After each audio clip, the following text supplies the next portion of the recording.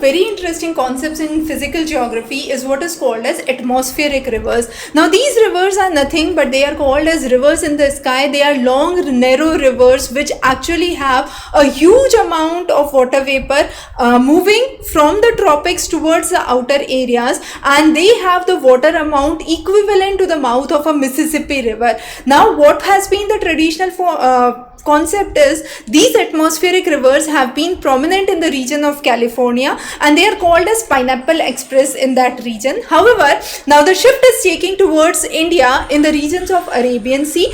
Moreover, the most important thing is in India recently we have witnessed episodes of cloudburst, episodes of rainburst and landslides. That is because these atmospheric river lead to orographic shift, and once they lead to orographic shift, they cause extreme rain conditions. They can lead to cloudburst activities, they can lead to landslide activities, and more importantly, it's important to understand that these activities are increasing over the years. That is in line with the Capillaurin equation, which says that warm water holds 7% more moisture per degree Celsius. So if the temperature rises by 2 degrees Celsius, there would be 14% more moisture into the atmosphere. That means more strong atmospheric river would be seen, and this would lead to further stronger events like cloudburst, rainburst and landslide activities, which would be affecting the regions of Arabian Sea, as we have seen in every monsoon years in the coming years.